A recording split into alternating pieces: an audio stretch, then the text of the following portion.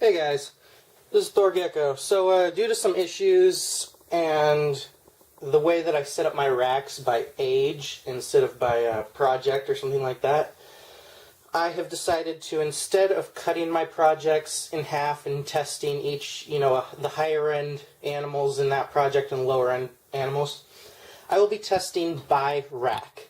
Because if you have crypto, the common thought right now is that you need a new rack once the animals are cured, or if they pass away, or if they're euthanized. You want to throw away the tubs, the hides, the bowls. Don't even if they're glass, don't wash them. Don't try to steam clean the hides, because steam cleaners only get to I think it was like 160 or 170 degrees, and that is not enough to sanitize Cryptosporidium. Unless you had an industrial one that you could put your whole rack in. But anyways, I don't think that's possible. So I have, of course I have the hatchling racks that have 3 per row, but basically everybody's racks look like this. You either have, oh, well, this is all wrong. Okay, forget this one. This is your standard 6-shelf rack. So what I will be doing is I will be testing all the animals in a combined fecal sample in this one rack. So what I will do is I will take one sample from each one. I will use separate clean Q-tips and separate baggies. Then, once you have all of your samples, you will combine those into, I would combine each piece into a different one. So, put your barcode, whatever, TG, 1301, very first gecko that hatched, or however you want to do it. Tub number 1 out of rack number 1.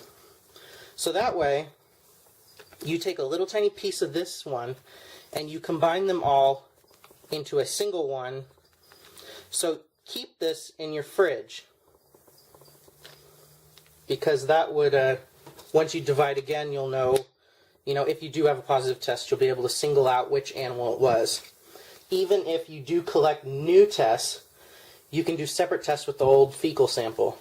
I'll be overnighting mine, so it'll be a whole lot easier. So once you have it inside there, mix it up really good. You're going to have like 12 or 24 tubs of crap. Mix it up really good. Then, what you're going to do is you're going to take your sterile, it'll come out. Oh, jeez. Take your sterile swab that came with it, swab that, and you're just going to stick that swab in here, seal it up, and fill out this paperwork. Remember the paperwork? The barcode will be the barcode for that swab, that sample that you gave. You'll put the animal ID number, or in this case, it will be test number 1, which I will write down on a separate paper that test number 1 were, these barcodes for these animals. It was rack number 1, the animal species. You'll also want to fill out the date and everything. And I have, filled out the pretty basic stuff. The date and business name, Thorgecko. They'll give you an account number, and you'll fill out your name and all that, your phone number, email. They will send you an email copy of your test results before you get a paper test results back in the mail. So turnaround time is fairly quickly. And so what you will do is, you'll put your sample in here, fold it up, put it in a business envelope. I am going to be putting that business envelope into an overnight mailer and sending this off. I'll be doing this today. So let me go grab some fecals and I'll show you how to get with that. Okay. So, this has fecals inside. What I'm going to do is I'm going to seal it up and really mix them. You know, obviously, this is only a couple of geckos, so it's not going to fill this, but you would have a big, huge bunch of crap in there if it was more geckos. But you really want to mix it all together really good. And then what you will do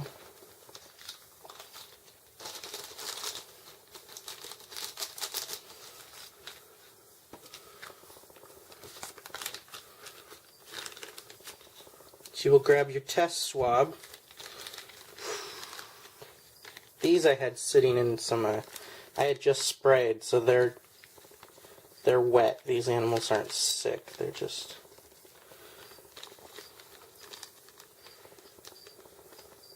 Okay. God, when gecko poop gets wet, it gets pretty nasty smelling. So, slide that in.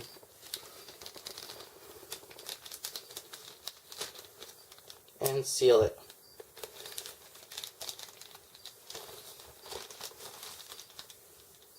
Okay. So you will have your crap in there. And that's what they want. They want your crap.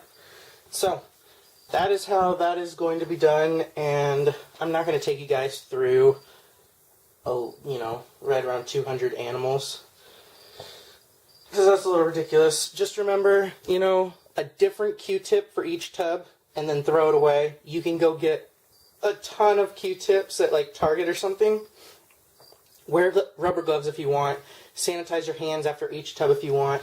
Obviously, you've been cleaning and spraying and touching and handling each animal, so if you've got it, chances are it has spread to other tubs, which is, the scary part. But there is medicine on its way.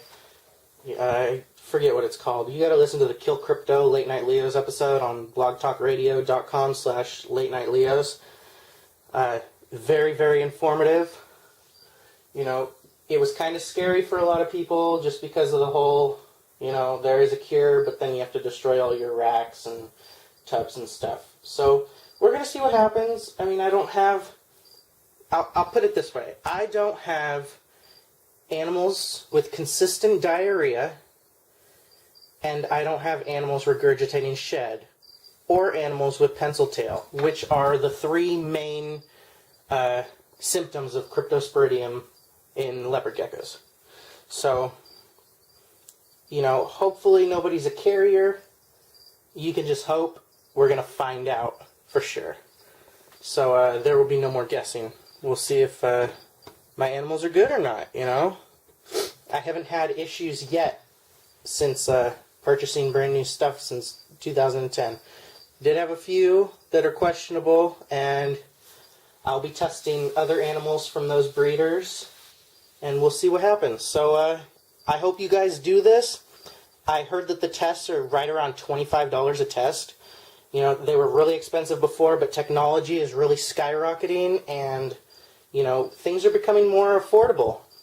So, spot test. Do whatever you got to do. It's really worth it just to find out. And I hope you guys have a great week. This is Tuesday, February 11th, 2014. I'll overnight these and get back to you guys.